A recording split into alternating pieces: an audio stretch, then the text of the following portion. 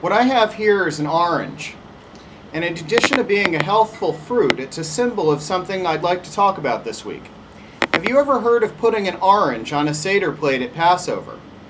This tradition starts with Susanna Heschel, who in the 1980s was confronted with the radical suggestion from a feminist Passover Haggadah to put bread on the Seder plate in honor of gay and lesbian Jews. Heschel felt the orange was a better symbol. No law prohibits an orange on a Seder plate, so her custom changes a tradition without causing a transgression. In so doing, she showed that tradition, while important, is not the same thing as God's law, and it can change with the times when necessary. So the orange quickly became a symbol of gender egalitarianism in Judaism, and the popular story changed to support women rabbis. The new rumor was that a male traditionalist rabbi had shouted at Heschel that women belong on the bima, like an orange belongs on a Seder plate. As with so many valuable Jewish stories, we learn less from the actual history and more from the stories we tell, because those stories get at a fundamental truth. Now in the service of gender equality, the lowly familiar orange rode again. The orange became a symbol not of any one struggle, but of a larger liberal re-examination of old traditions, and sometimes replacing them with new practices that are more fair. So yes, I put an orange on my Seder plate. Some liberal Jews say our project is to adapt traditions to modern times, but I don't think that's right. We oppose discrimination against women, or against gays and lesbians, not because these practices are outdated, but because they're hurtful and wrong.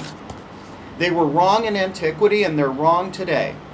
So our claim as religious liberals is not to be updating things, as if our basic responsibilities shift with the shifting standards of the times.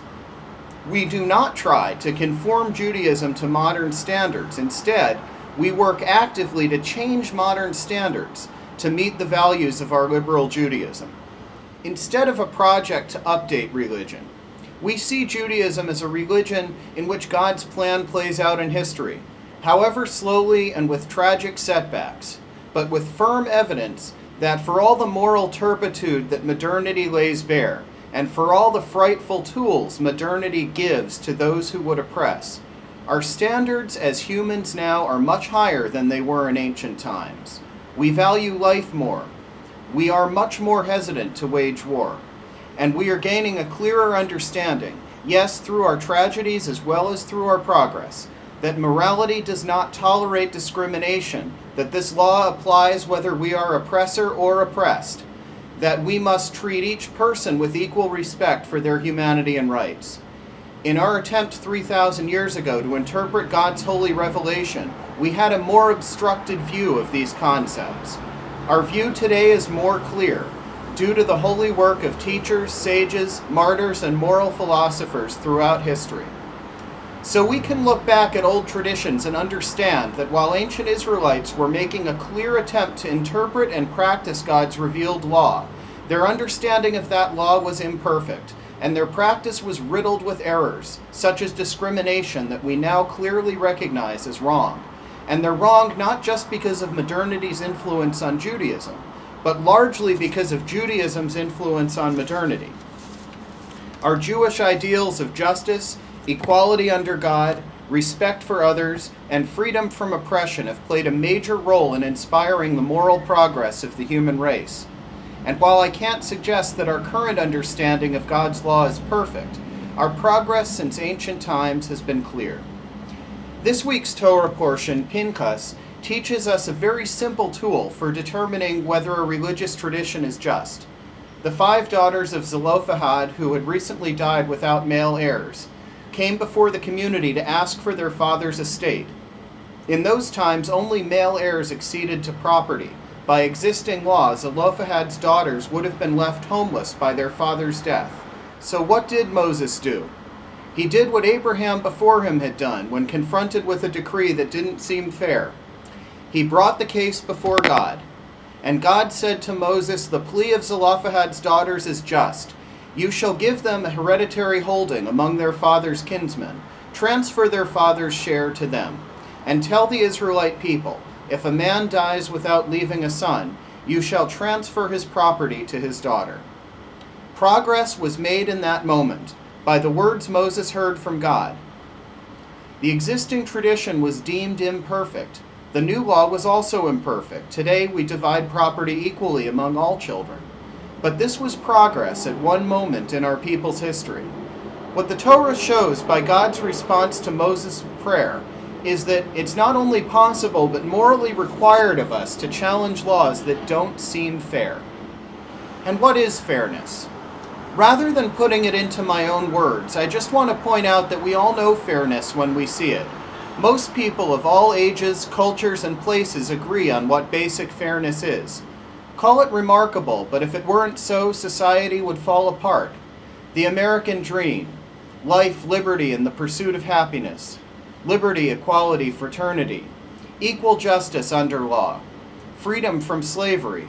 All are attempts to express this basic idea that humans share as an essential part of our deepest nature. We have other baser inclinations too, and we often let them win. But even our need to rationalize them proves that a shared part of the great deep human soul calls us to fairness. And for those who believe God is at work in this human miracle of fairness, we have a shared responsibility to answer that call. Even today, across continents and millennia, we can appreciate the poignant call of Zelophehad's daughters, and we can praise a God who changed the law in that moment in response to a prayer for fairness. The new law, while still imperfect, was more fair than the old one. That was progress right there. We make moral progress when we challenge laws that don't seem fair and suggest remedies that seem to us more fair. We hope future generations will do the same when they are better morally developed than we. This is the essence, I think, of liberalism: to challenge established norms that don't seem fair. Those who oppose liberalism elevate tradition over fairness, which is a mistake, because it fails to acknowledge the God-given moral capacity that is plainly within each of us to judge what fairness is. Liberal Judaism embraces this task with gusto, which brings us back to the orange. Susanna Heschel suggested another symbolism for the orange. Even as we eat the good fruit of it, we have to spit out inedible seeds, just as we must spit out homophobia from the good fruit of Judaism. We spit out sexism, racism, and bigotry in all its forms. We allow ourselves no lazy havens and clinging to petty bigotries, even against people whose members have oppressed us. We spit out every unworthy practice, even as we savor the life-sustaining fruit of our tradition. In so doing, we leave our tradition better than we found it for the next generation. Have a sweet and fruitful week.